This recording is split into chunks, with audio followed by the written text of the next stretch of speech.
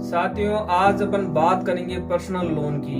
Personal loan के लिए कई लोगों का कॉल भी मेरे पास आया, मैसेज भी आया कि सर पिछले वीडियो में आपने बिजनेस लोन के बारे में बताया था, आप अगला वीडियो जो है वो पर्सनल लोन का वीडियो कब लेके आ रहे हैं। तो मैं पर्सनल लोन के बारे में बता दूं साथियों कि पर्सनल लोन आपको मिलेगा कैसे, पर्सनल लोन होता क्या है, पर्सनल लोन की जो रूल्स है वो क्या होता है, मैं आपको बता देता हूँ। तो साथियों, पर्सनल लोन एक सैलरीड पर्सन होता है जो किसी काम, किसी कंपनी, किसी संस्थान, किसी फैक्ट्री, किसी दुकान में कोई भी कर्मचारी काम कर रहा होता है और उसके एवज में उसको मंथली सैलरी मिलती है, उसी को पर्सनल लोन कहते हैं। यानी पैसा काम करते हुए पैसा उसके अकाउंट में डिपॉजिट किया जाता है, उसी को पर्सनल लोन कहते हैं। और साथियों, पर्सनल यूज के लिए पैसा लेते हैं उसको भी पर्सनल लोन ही कहते हैं। तो इसमें आप कंफ्यूजन ना हो। बाकी वास्तविक कहानी तो यही है कि पर्सनल लोन एक सैलरीड पर्सन के रूप में ही होता है।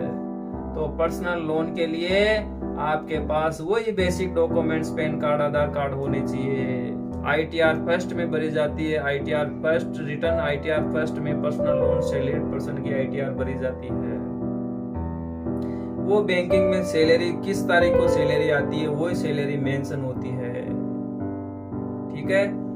और दूसरी बात, लोन के लिए अपन अप्लाई करते हैं तो लोन के अंदर 3 सैलरी स्लिप, 6 महीने का बैंक स्टेटमेंट, पैन कार्ड, आधार कार्ड, घर का बिजली का बिल, ये सब मेंशन होते हैं। और पर्सनल लोन बहुत ही इजी तरीके से मिलता है और बहुत ही फास्ट तरीके से मिलता है, ज्यादा समय नहीं लगता है।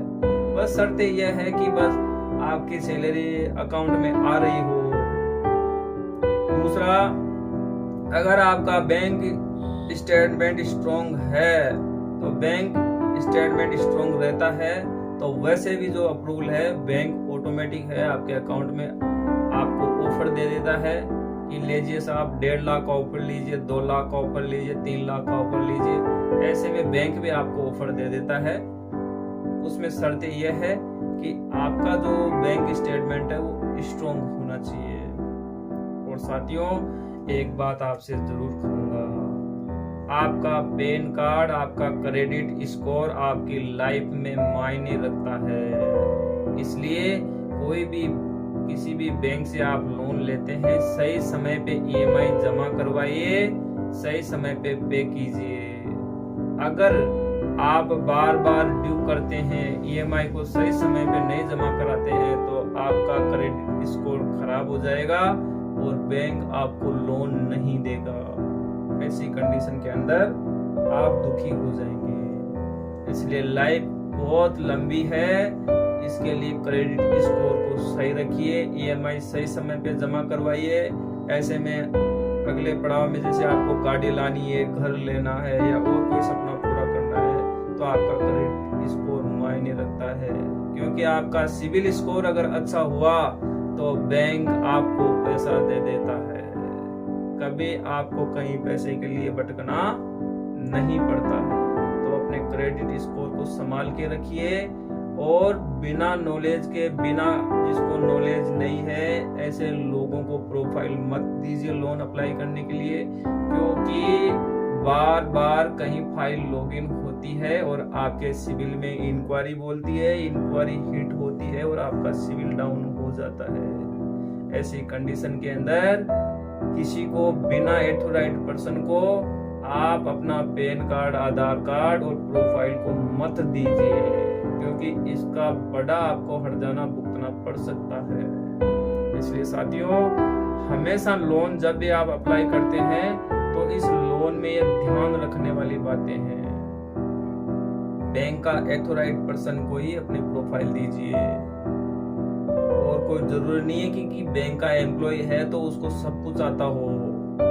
आप एक एडवोकेट से सलाह लीजिए, आप एक CA से सलाह लीजिए। मैं तो ये कहता हूँ हमेशा एडवोकेट से ही सलाह लीजिए ताकि आपको सही मार्गदर्शन मिल सके। ना तो आपका सिविल खराब होगा, ना आपकी प्रोफाइल खराब होगी। ऐसी कंडीशन के अंदर आपकी जो प्रोफाइल है, जहां से आपको लोन मिलना है वहां से आपको फंड भी हो जाता है।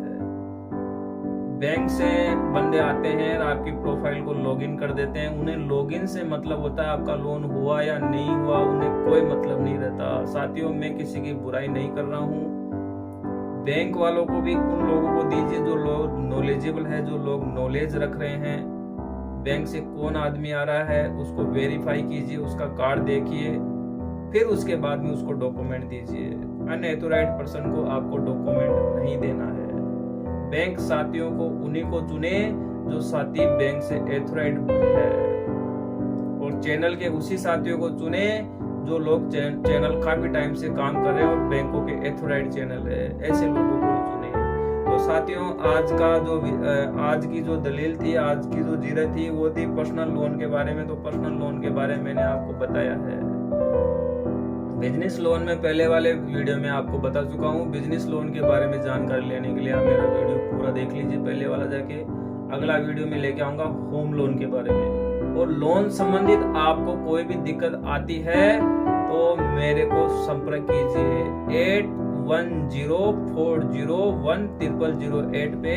आप तेजस फाइनेंस में एडवोकेट गोवर्धन कुमार से आप बात कर सकते हैं। और कोई भी किसी भी प्रकार की दिक्कत हो, आपकी प्रॉपर्टी कुर्क हो रही हो, आपको पर्सनल लोन, बिजनेस लोन आपने लिया हो, कहीं से आपके पास धमकी आ रही हो, कोई बैंक आपको धमका रहा है, आपके साथ कहीं इलीगल हो रहा है, तो आप मेरी टीम से हेल्प ले सकते हैं।